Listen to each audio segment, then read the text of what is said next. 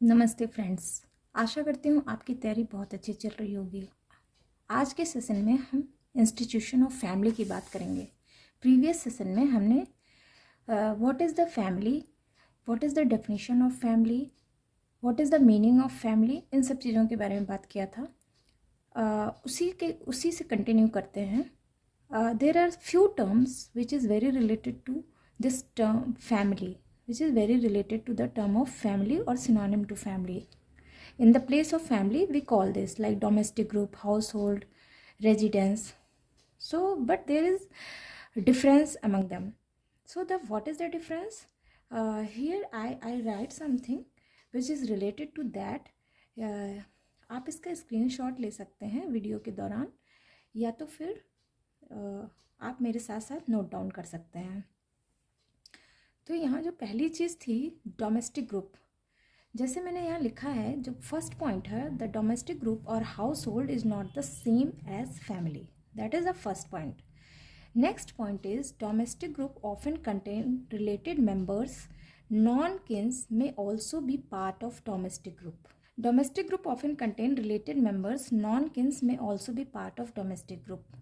It means in domestic group there are non-kins members also, which form the part of domestic group. Another term is residence. Residence, this is also very similar to the family. Residence is nothing but the rule establishing where a married couple will locate its household, either matrilocal or patrilocal or a combination of the two. It is a form of rule which is important to running a institution of family, right? That is all about the similar terms which we use oftenly at the place of the family, right? अब आ जाते हैं origin of family में। Family का origin कैसे हुआ, जो आज हम देख रहे हैं, ये हमेशा से नहीं था। There are lots of changes happen. people number of theories are given, but the most appropriate theory is given by the L.H. Morgan in the book Ancient Society, right? तो इतनी बातें तो यू हैव टू राइट। आप चाहें तो screenshot ले लें साथ साथ में। तो in the book ancient society, जो पब्लिश हुई थी 1851, एल.एच. मॉर्गन। अच्छा, बुक का नाम एंड ऑथर का नाम ज़रूर दीजिए अपने आंसर राइटिंग में। इससे क्या होगा कि आपको साथ साथ ऑथर नेम, बुक नेम, ये सारी बातें पता चलती रहेंगी और याद होती रहेंगी और रिकॉल होती रहेंगी। जिससे क्या होता है, अगर हम ऑब्जेक्टिव टाइप क्वेश्चन सॉल्व कर रहे हैं तो भी सॉल्व कर सकते हैं, और डिस्क्रिप्टिव लिख रहे हैं तो आपका आंसर बहुत ही ऑथेंटिक हो जाता है और मार्क्स अच्छे मिलते हैं। तो ओरिजिन ऑफ फैमिली की बात करते हैं। जो सबसे एप्रोप्रिएट या सबसे अच्छा वे था उनका, वो था एल.एच. मॉर्गन का। एल.एच. मॉर्गन एक एवोल्यूशनिस्ट थे। इन्होंने अपनी बुक एंशिएंट सोसाइटी जो पब्लिश हुई थी 1851 में, उसमें ओरिजिन ऑफ फैमिली की बात की थी। ओरिजिन हुआ था इनके हिसाब से, there are 5 stages for the development of family. At the base consequent stage, then Punelwan, then Syndaismian, then patriarchal, then monogamous, right? So these are the 5 stages where the family develop. Now at the base of there are consequent family, right, which form as a result of group marriage within the member of same generation. Marriage between brother and sister was permitted. The second stage there was Punelwan family, ठीक है? Here the marriage between brother and sister was forbidden. This family is also based on the similar to the consanguine family, but here the marriage between brother and sister was forbidden, ठीक है? Next stage आता है Syndaismian. Syndaismian family came at the third stage. It is basing on marriage between a man and women, but it was devoid of norms of exclusive cohabitation. Marriage relationship continued till the pleasure of the parties persisted, ठीक है? Syndaismian stage third stage है। ये उसी basis पे था कि man and women they marriage took place, but here एक तो ये बात थी कि ये साथ साथ रहेंगे, और ये जब तक रहेंगे जब तक कि दोनों पार्टीज खुश हैं, राइट? फोर्थ स्टेज है पैट्रियार्कल फैमिली का, which came to indicate the marriage of a man with several women. ठीक है, पैट्रियार्कल फैमिली. लास्ट और final stage appeared with monogamous family, where marriage between a single pair was acknowledged with the norms of exclusive cohabitation. जो आज हम देखते हैं, that is the last part of the family. This is called monogamous family, right? So that is all about the development of the family, how the family grows or how the family developed.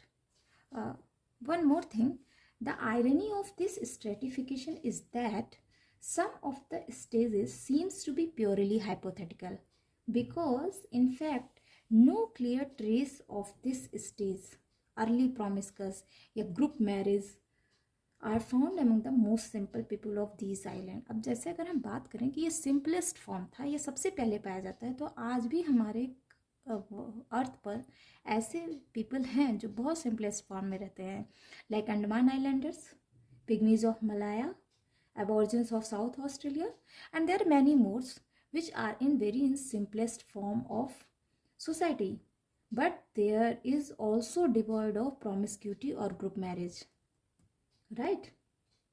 वहाँ भी group marriage नहीं है. तो हम कह सकते हैं कि ये एक हाइपोथेटिकल स्टेज है.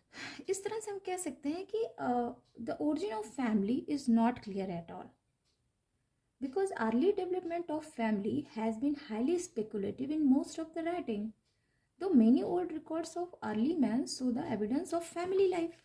ठीक है, there are many scientist who argued कि there was never a period of human evolution where promiscuous relationship existed between two sexes.